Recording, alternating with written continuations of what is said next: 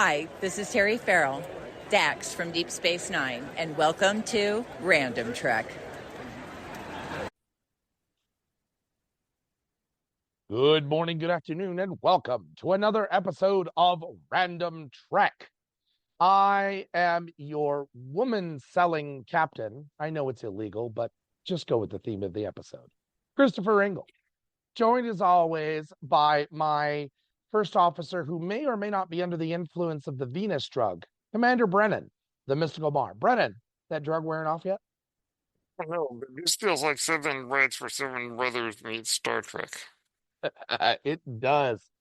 Today, we are taking a look at the original series, Season 1, Episode 6, Mudd's Women, the first appearance of one Mr. Harry Mudd, or Harcourt Fenton Mudd, I believe is his full name. But, Brennan, I don't know about you, I've really been looking forward to reviewing something with Harry Mudd. How about you? He's certainly something. You know, he has been around quite a bit. He was in 2 original series episodes. He was in an animated episode, and then I believe was in Discovery twice. Yes. Of course, played by 2 different people, but nonetheless, I really appreciate him. And when we talk about the original series, we have never, until Khan, had a reoccurring adversary at all until one Mr. Harry Mudd. That's true. You know, and this is his first appearance on the Enterprise.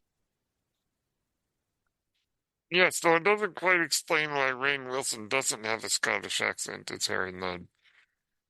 I don't hear the Scottish accent from Harry Mudd because he's such a flim-flam artist. I never know what he's doing. That's true. You know, but let's get into the episode and we can go over kind of what's going on here.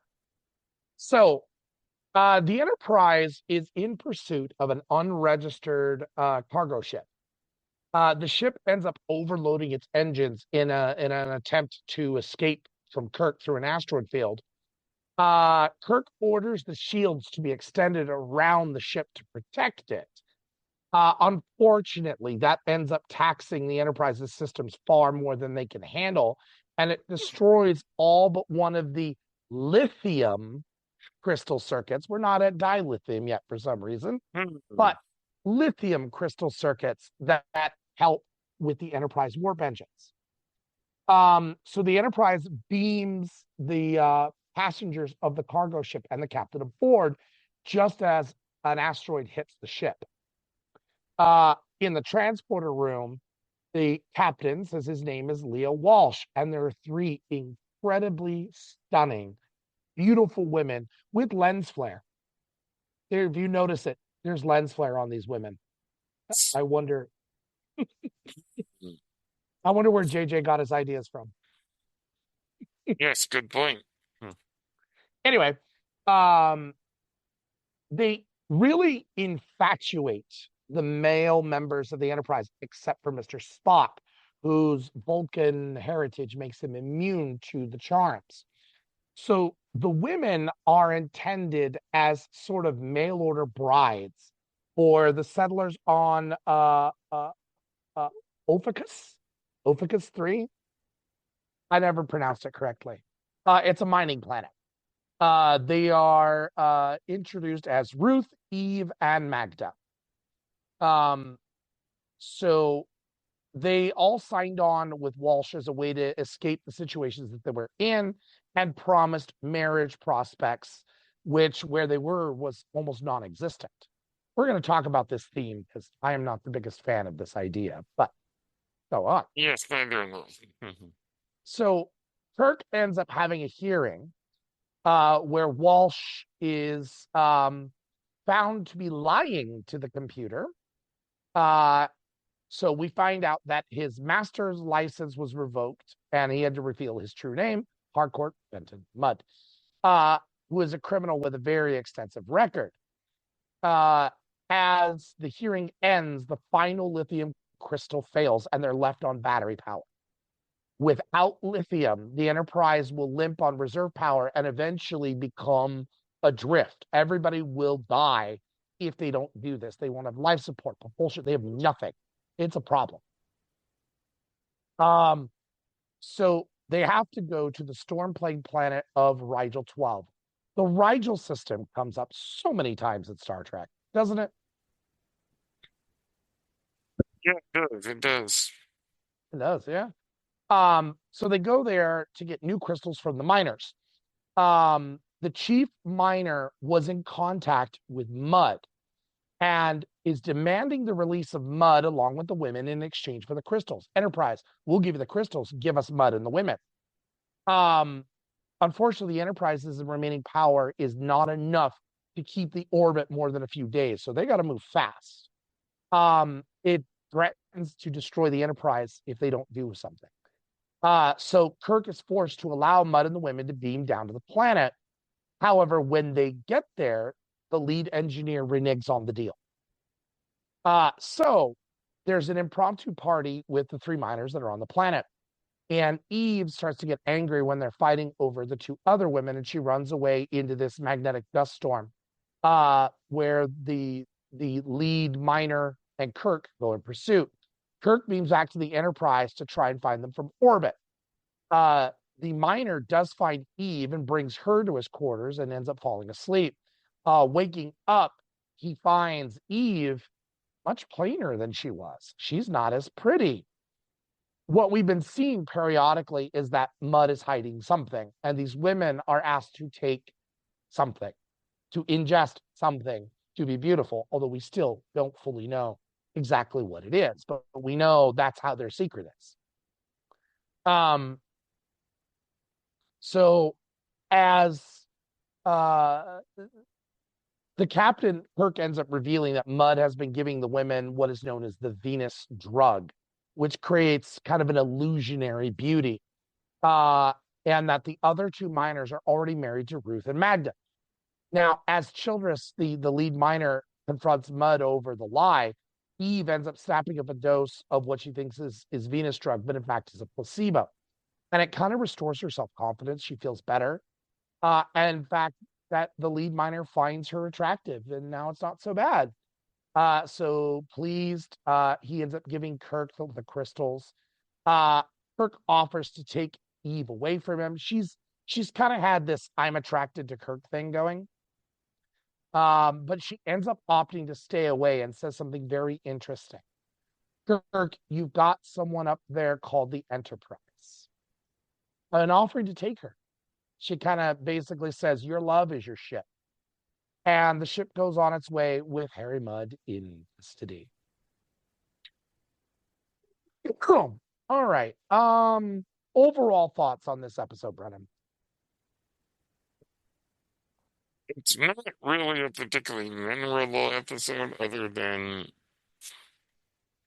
introducing the galactic scallywag of Harcourt Benton Mud. Yeah. But it doesn't necessarily leave much of an impression. It did to me, but not in a good way. Okay, and it's fair. We'll get to that, yeah. Yeah. I'll be honest, other than initially, if you hadn't seen it, trying to figure out what the mystery is of what they're doing, it isn't very interesting. In fact, once we know and they get down to the planet, it actually slows to a crawl. It gets very slow then. Yeah, it's not enjoyable at all. And it almost changes genres, almost. yeah, it goes from this mystery to a really bad comedy. Or 7 Bread for 7 Brothers, that's what it feels like. I was thinking more like a Kiss Me Kate kind of thing. Okay. No, that's a or good a Taming of the comparison, Shrew, yeah. something like that. Yeah. But I think the premise to this is where the problem comes in that these women are set up to basically just be given as brides. That is their only purpose. Yeah. And these women want to escape their lives because they don't think there's anything for them out there except marriage. I'm not okay with this. As a father of 2 daughters, Yeah. If my daughters don't marry in their life, that's okay. Mm-hmm. It absolutely is. I would hope they get married and find love, and it's great. Yeah, I feel the But same way about my nieces. I hope that they would. they don't need to go get, they don't need to go to college to get an MRS degree, if you understand my meaning. Oh, good point. Yes. That there are a whole bunch of, I can't remember what movie it was. I think it was Mona Lisa's Smile with Julia Roberts, where they Oh, talk about yes. Yeah. women getting their MRS degree. Yeah, I mean, it's one of those things where it's like, is it good for people to find companionship and stuff? Sure. Yeah, but But it there doesn't are, need to be what defines them. And if they on top don't, it's not a big deal. on top of that, we are saying that looks mean more to these people,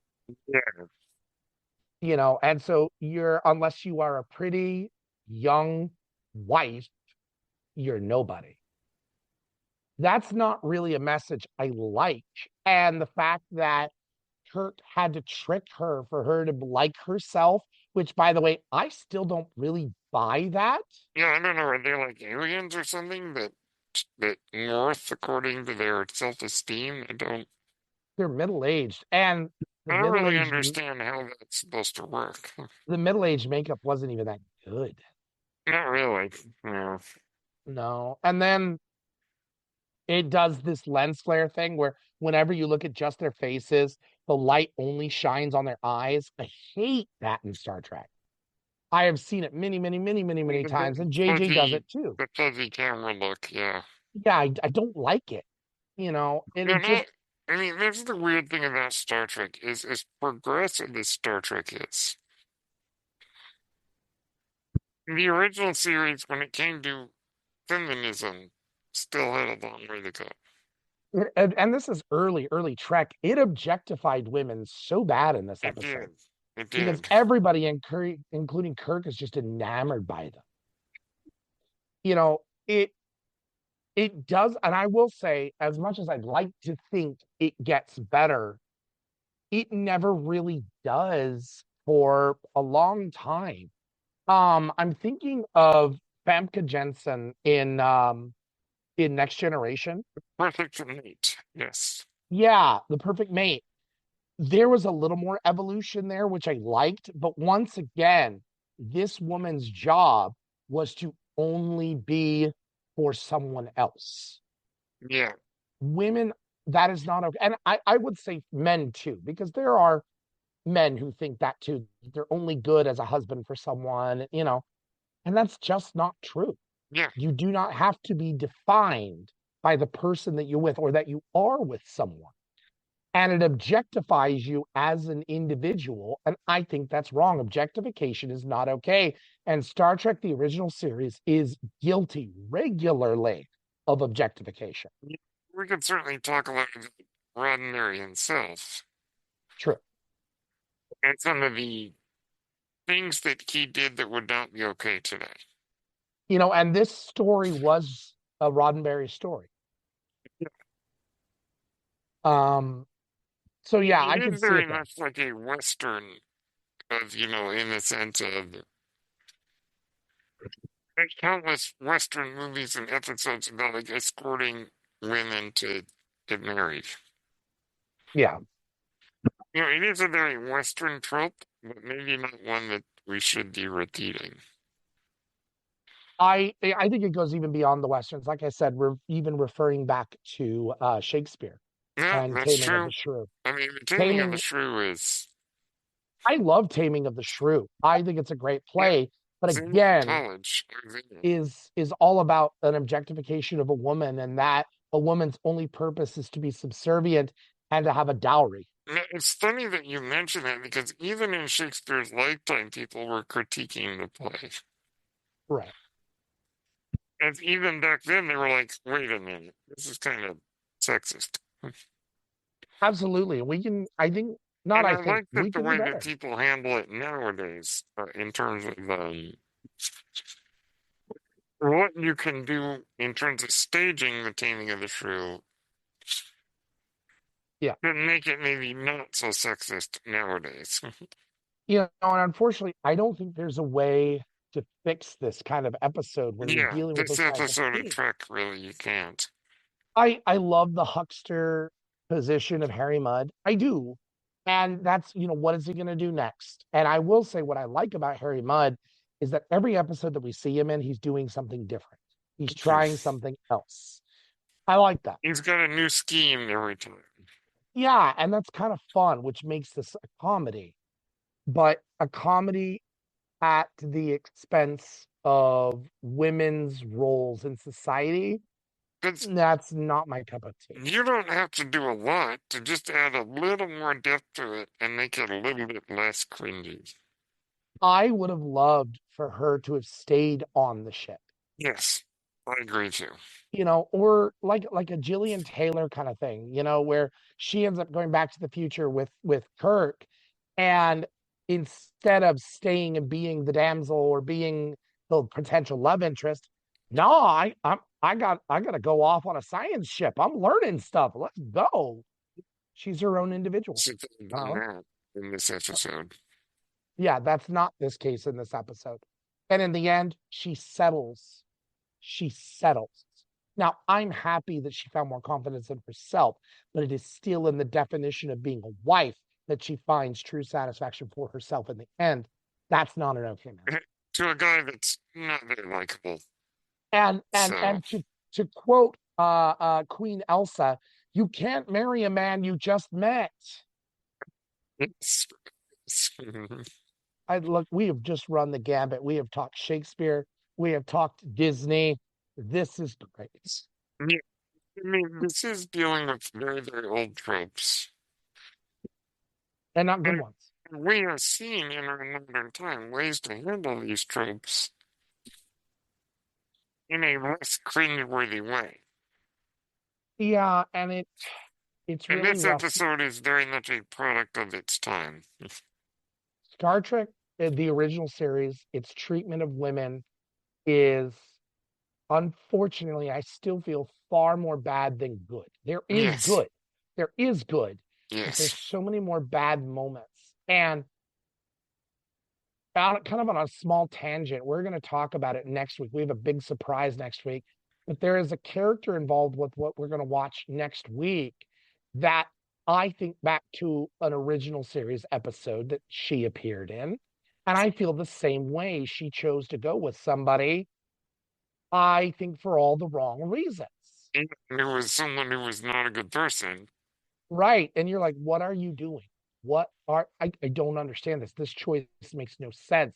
Yeah. I feel like there's a Stockholm syndrome or a manipulation or something going on in that regards. And we'll fill you in here in a little while. But my point still stands that women and their choices in Star Trek overall is far worse than for good. Unfortunately, yeah. And it does get better. Yes, it does. It does get better. Very much but so. It takes a good 30 to 40 years to really get ahead on that. I would argue not until we get Major Kira or Captain Janeway do we really, really get a good, solid female that is not bound by her association with someone. That's true. That's very true. So, and then that leads eventually to Captain Burnham, and I love Burnham. So. Oh yes, we do. We do love Captain Burnham around here. All right, final thoughts, Brennan. Harry Mudd is an interesting character, mm-hmm. but the episode itself is forgettable. Yeah, it's kind of boring in the end. That's just what it is. Yep. Yep. I mean, watch it once. It's part of the canon, watch it once, but it's not one I'm going to go back to. I actually think the next one with Harry Mudd was more interesting. Yeah. Was it iMud? No? I think it's more interesting than this one. And who knows, at some point we will get the Mudd episode from animated series.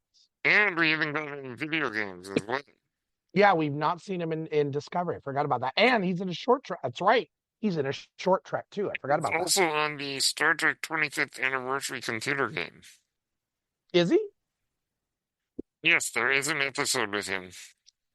Is it played by the same guy? I think it's for the full voice acting, so Got it. I got it. I was just curious. All right. So, time to reveal our surprise. I've been kind of teasing it, but we're finally going to do it. oh boy.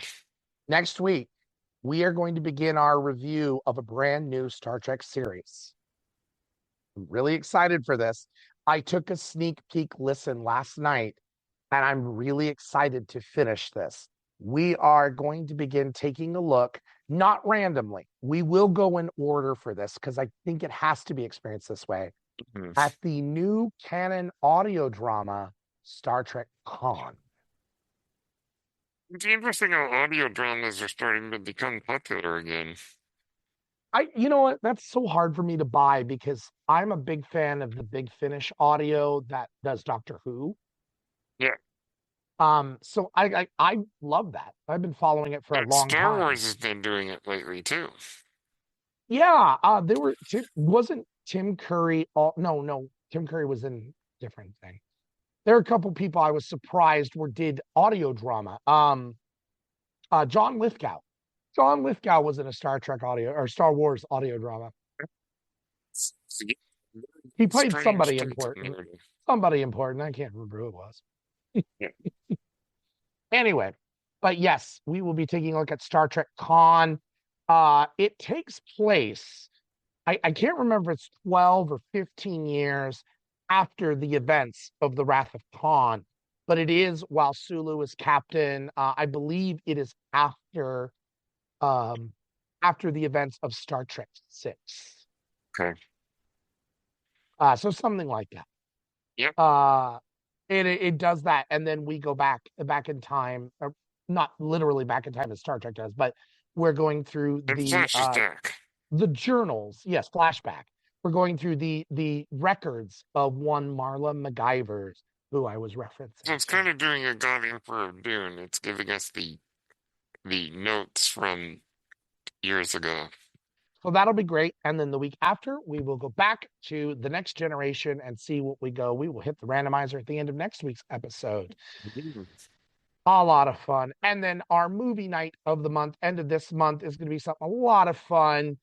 Toy Story, 1995's classic Toy Story, which, who doesn't love Toy Story?